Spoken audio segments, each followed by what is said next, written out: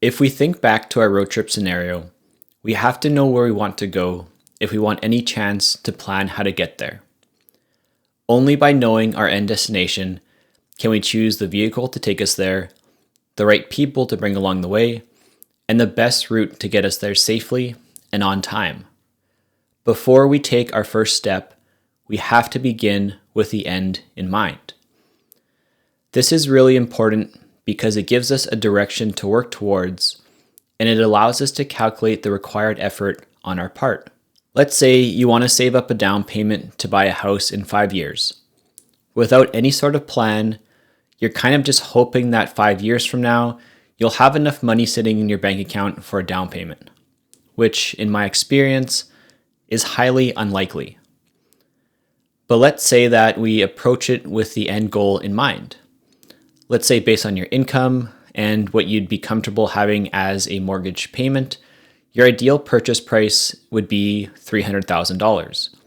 Here in Canada, you'd need at least a 5% down payment, meaning you need to accumulate $15,000. That works out to be $3,000 per year or $250 per month. In addition to finding out exactly what you need to contribute to realize your goal, you also learn about tax saving strategies to accumulate a down payment, like the First Home Savings Account or RRSP Homebuyers Plan. Either of these accounts could save you thousands of dollars in tax, helping you reach your goal sooner or arrive on time with more savings than you had originally planned. Instead of simply wishing that things will work out how you want them to, you can actively plan and work towards it. We can also use the same thought process to tackle big goals, like retirement. It becomes more complicated because there's more considerations, but if we break things down to look at one thing at a time, we can establish a goal and compare our current effort towards it. This allows us to see if we're right on track, headed towards a surplus, or what's more likely if you don't have a financial plan, looking at a shortfall. Knowing the gap between where we want to be and where we project to be can allow us to adjust what we're doing and get back on track. The earlier we have a plan, the earlier we can determine where we compare.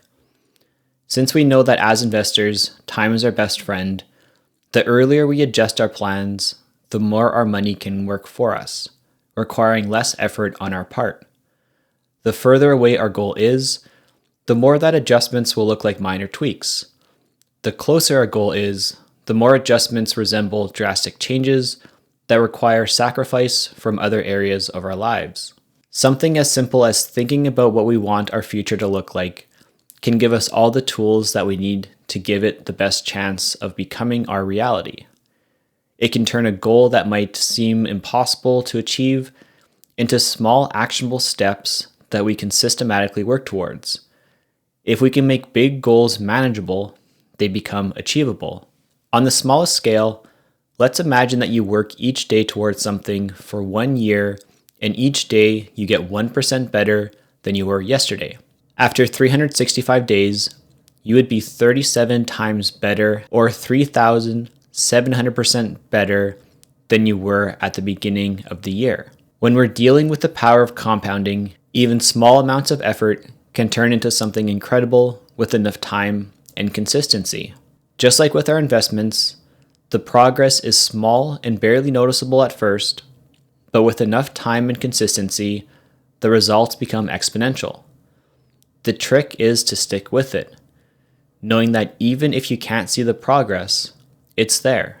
In one of the first lessons of this course, titled Why We Invest, we took a look at our mutual friend Bob and his situation. We learned that by investing instead of simply saving, he could contribute $857,031 less over a 40-year period to reach his goal of accumulating $1 million by his ideal retirement date. That means he would have to contribute $21,425 less per year for 40 years. That introduces the idea that by properly investing, we're not just trying to optimize for our goal, but we're trying to optimize for the journey to get there. In Your Future Self, author Hal Hershfield writes, "Living too much for tomorrow may make life worse for both our present and future selves." which honestly might be the last thing you'd expect to come from a book all about the importance of finding a way to prioritize your future self in the present. But it's true. Spending everything today doesn't make sense for tomorrow, and saving everything for tomorrow doesn't make any sense today. If we can put our future self in an optimal position, or at least in an optimal projected position, it frees us up to spend our money more freely. It puts us in a position where it's less about what we spend our money on and more about ensuring that what we spend our money on is important to us. It isn't an open invitation to waste your money and spend it on stupid things, more of an invitation to optimize your life with experiences and things to improve the quality of your life. In Bill Perkins' book, Die with Zero, he takes a unique position that too many people save too much money too late into their lives. Perkins encourages his readers to, instead of waiting for something negative to happen that requires you to brainstorm a bucket list, optimize the experiences you want in life over your entire life. He suggests that too many people wait until their retirement to do the things that they really want to do and find themselves in too poor of health to really get the most out of an experience. And the real optimal time to take advantage of experiences is between 31 and 60, a point where you have the ideal trifecta of money, time, and health. The example that he uses in the book is skiing. When you're young, you're able to spend the entire day on the hill, going run after run, only stopping in the lodge to warm up or for a bite to eat, before heading back out. When you're older, your time throughout the day is going to be split more between being on the ski hill and recovering in the lodge from being on the ski hill. Because it's a physical activity, it's harder on your body as you age, so you're not able to get the full benefit from the experience. It drives home the point that certain experiences are naturally optimized during different times of our lives. This might be a reality for the ultra-wealthy, but in my experience, I would say people don't have a problem of saving too much money for their retirement. But even though there are some points or even entire chapters that I disagree with in this book, I love the idea of trying to better optimize your most meaningful experiences over your entire life. Perkins believes that experiences create memory dividends, that the memory of the experiences themselves create ongoing fulfillment, and that with enough time, the memories can actually provide more value than the experience itself.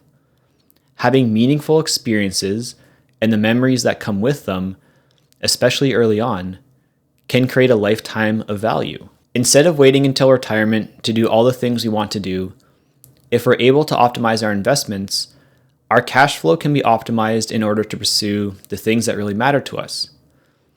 With the extra $21,425 per year that Bob doesn't have to contribute to his investments, he would have the flexibility to pursue almost anything he would want to do. That is quite literally a life-changing amount of money each and every year. Instead of the idea of a bucket list, Perkins suggests time buckets. It's an exercise of thinking of everything you'd most like to do over your life and figuring out when the optimal time to experience them would be. It's a way to help you lay out the experiences that mean the most to you over your life, helping to optimize your life and live a life of fulfillment. With most goals, we don't want it to be just about the destination. Realistically, we'll be working towards our retirement every year of our adult life. That's far too long of a time to not completely enjoy the journey in getting there. We need to find balance between investing for our future and finding fulfillment for our present self. To me, that all starts with defining our end goal. Once we know what the future we want to create for ourselves looks like, we can work backwards to determine what we need to do to take it from a fantasy and turn it into a reality. By optimizing the effort that's required to reach our dream retirement, it can free up our cash flow so that we can live our best life the entire time. Life is meant to be enjoyed. It's too good for that not to be true. Planning allows us to account for our entire lives, identifying what we value most, be in a position to always prioritize them, and ultimately allows us to optimize our entire journey.